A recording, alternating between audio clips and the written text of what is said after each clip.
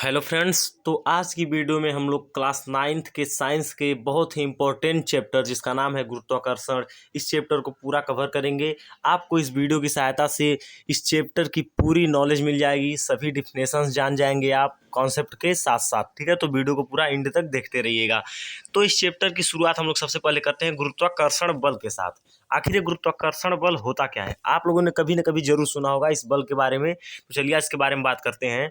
तो ध्यान से देखिएगा, सन 1686 ईस्वी में न्यूटन ने यह बताया कि विश्व में प्रत्येक पदार्थ का प्रत्येक कण दूसरे कण को अपनी ओर आकर्षित करता है। इसी सर्वव्यापी आकर्षण बल को ही हम गुरुत्वाकर्षण बल कहते हैं। न्यूटन ने क्या बताया था कि दुनिया के जितने भी पदार्थ हैं वे सभी एक दूसरे को क्या करते हैं, आकर्षित करते हैं। भले ही आपको दिखाई न देता हो, आपको पता न चलता हो, लेकिन वे सभी एक दूसरे को अपनी ओर आकर्षित करते हैं।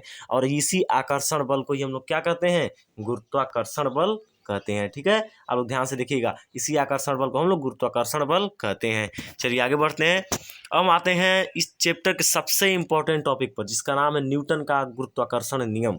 ठीक है, तो ध्यान से देखिएगा, इस नियम के अनुसार ब्रह्मांड में किन्हीं दो पिंडों के बीच कार्य करने वाला आकर्षण बल पिंडों के द्रव्यमानों के गुणनफल के अनुक्रमानुपाती तथा उनकी बीच की दूरी के वर्ग के व्युत्क्रमानुपाती होता है। अब इसमें सबसे बड़ी बात है, आप अनुक्रमानुपाती और व्युत्क्रमानुपाती के बारे में जानते हैं कि नहीं? ठीक है, अब ध्यान से देखिएगा, इसके बारे में थोड़ा सा भी मैं आगे इसके बारे में चर्चा करूंगा।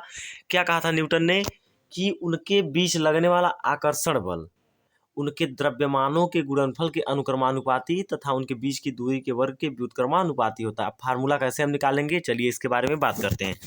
तो पहले हम फिगर के माध्यम से समझ लेते हैं। देखिए, मैंने हिंदी में परिभाषा में क्या लिखा था, किन्हीं दो पिंडों के बीच लगने वाला आकर्षण बल। मान लीजिए यह एक पिंड है और यह एक पिंड है, इनके द्रव्यमान, इसका द्रव्यमान m1 है, इसका द्रव्यमान m2 है। यह जो है इस पिंड को, दूसरे पिंड को F बल से अपनी ओर आकर्षित कर रहा है, और M2 वाला जो पिंड है यह भी M1 वाले पिंड को F बल से आकर्षित कर रहा है। इनके बीच की दूरी हम लोग कितना मान लेते हैं, R मान लेते हैं। तो हम आगे बढ़ते हैं। तब देखिए फार्मूला हमारा क्या बन के आएगा। फार्मूला हमारा बन के आएगा, सबसे पहले तो हमने क्या कहा था कि इनके बीच लगने वाला आकर्षण बल द्रव्यमानों के गुणनफल के अनुक्रमानुपाती। तो देखिए, द्रव्यमानों के गुणनफल के अनुक्रमानुपाती है कि नहीं आकर्षण बल, हम लोग आकर्षण बल F मान लिए हैं। और दूसरी बात हमने क्या कहा था कि उनके बीच की दूरी के वर्ग के व्युत्क्रमानुपाती। उनके बीच की दूरी कितनी थी, R थी, तो उनके बीच की दूरी के वर्ग कर दिए हम लोग। और व्युत्क्रमानुपाती आप लोग देखिए ऐसे ही होता है, चिन्ह तो अनुक्रमानुपाती का ही रहेगा, बस एक बट्टे हम लोग करके लिखते हैं उसको। व्युत्क्रमानुपाती की बात जहाँ भी होगी वहाँ हम लोग एक बट्टे करके लिखेंगे। तो आप लोग समझ सकते हैं, अब यहाँ पे F अनुक्रमानुपाती 1/r², इसको हम बोल सकते हैं, या फिर इसको हम बोल सकते हैं F व्युत्क्रमानुपाती r²। ठीक है, ऐसे ही बोल सकते हैं हम लोग।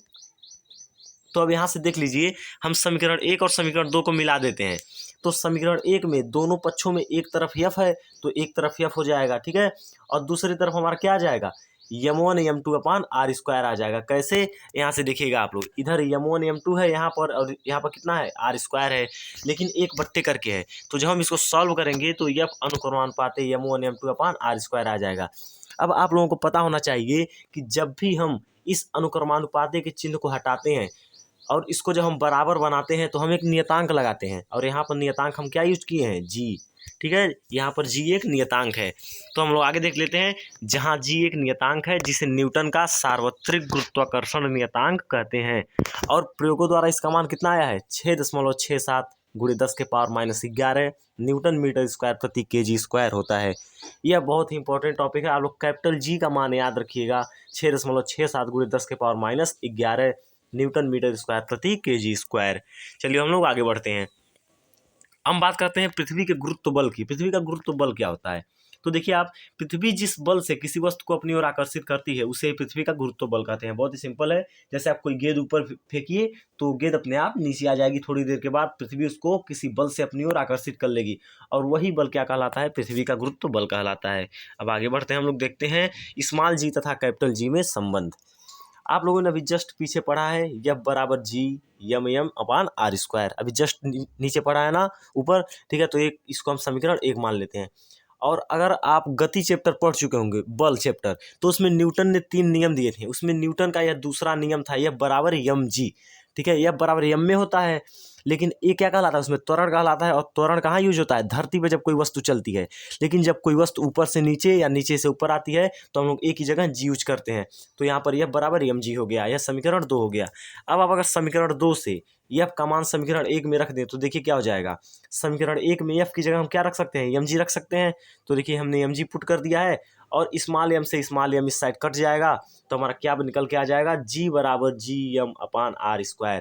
यही हमारा संबंध होता है स्मॉल g और कैपिटल G में। तो आप लोग इसको एक बार अच्छे से घर पे बैठ के आराम से करिएगा, संबंध निकालिएगा, क्लियर हो जाएगा। ठीक है, तो चलिए आगे बढ़ते हैं। हम लोग देखते हैं द्रव्यमान और भार क्या होते हैं।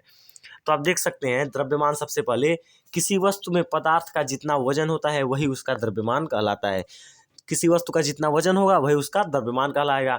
हम लोग इसे यम से दिखाते हैं, हम लोग ये भी ध्यान रखिएगा, इसे हम लोग यम से दिखाते हैं क्योंकि द्रव्यमान की स्पेलिंग अंग्रेजी मास होती है। अब हम बात कर लेते हैं भार की। तो देखिए ध्यान से, पृथ्वी जिस बल से किसी वस्तु को अपनी ओर आकर्षित करती है उसे उस वस्तु का भार कहते हैं। मतलब कि मान लीजिए कोई वस्तु 10 किलो की है तो पृथ्वी उसको अपनी ओर आकर्षित करने के लिए 10 न्यूटन का भाव क्या करेगी, आकर्षण बल लगाएगी, तो वही उस वस्तु का क्या कहलाता है, भार कहलाता है। और इसे हम लोग किससे दिखाते हैं, डब्लू से। भार की स्पेलिंग अंग्रेजी क्या होती है, वेट होती है, तो इसीलिए हम लोग इसे डब्लू से दिखाते हैं। अब हम बात कर लेते हैं द्रव्यमान और भार में क्या संबंध होता है। तो हम लोग संबंध को याद रखिएगा, भार जो होता है वह द्रव्यमान और गुरुत्वीय त्वरण के गुणनफल के बराबर होता है, अर्थात W बराबर m गुणे g, और फार्मूला निकल के आ जाता है W बराबर mg। ठीक है, यह हो गया। हम आगे बढ़ते हैं और बात करते हैं किसी वस्तु का चंद्रमा पे वजन निकालना हो तो हम कैसे निकालेंगे। चंद्रमा पे वजन निकालने की बात हो रही है। जैसे मान लीजिए चंद्रमा पे वजन आपको निकालना हो तो आप पृथ्वी पे आपका जितना वजन होगा उसमें आप 6 से भाग कर दीजिए, आपका चंद्रमा पे वजन निकल जाएगा। यह फार्मूला आप लोग याद रखिएगा, चंद्रमा पे वजन बराबर पृथ्वी पर वजन बट्टे 6।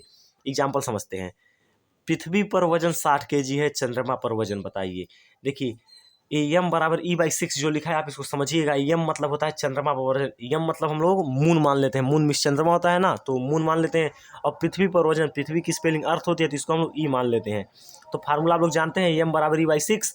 एम का मान निकालना है, ई का मान कितना है 60 kg है, 60 हम पुट कर दिए हैं तो 60/6 हो जाएगा, भाग देंगे 10 आ जाएगा, तो चंद्रमा पे वजन कितना निकल जाएगा 10 kg। ऐसे आप कोई भी निकाल सकते हैं, आपको पृथ्वी पे वजन दे दिया और कह दिया चंद्रमा पे वजन निकालिए तो आप आसानी से निकाल सकते हैं। ठीक है, चलिए अब हम लोग इस चैप्टर के सबसे लास्ट हेडिंग की बात करते हैं, आर्किमिडीज के सिद्धांत की।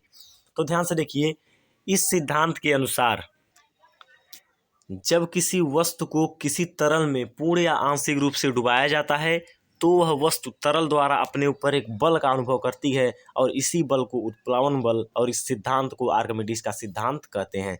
चलिए, आपको भले ही आपको समझ में ना आया लेकिन आपको हम एक फिगर के माध्यम से समझाने की कोशिश करते हैं आर्किमिडीज का सिद्धांत।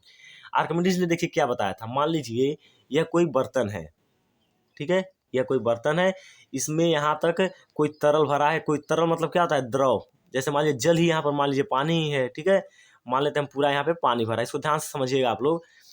अब हम इसमें क्या करते हैं, कोई वस्तु इसमें ऐसे डुबोते हैं, कोई वस्तु अपने हाथ से ऐसे पकड़ के इसको डुबोते हैं, तो आप क्या फील करेंगे कि जब आप इस वस्तु को इस पानी में डुबोएंगे तो आपको कुछ ऐसा लगेगा कि पानी क्या कर रहा है, इस वस्तु को ऊपर की तरफ ढकेल रहा है। आपको ऐसा पता चलता है ना, जैसे ही आप इसको डुबोएंगे आपको लगेगा यह तरल इस वस्तु को भी ऊपर की तरफ ढकेल रहा है।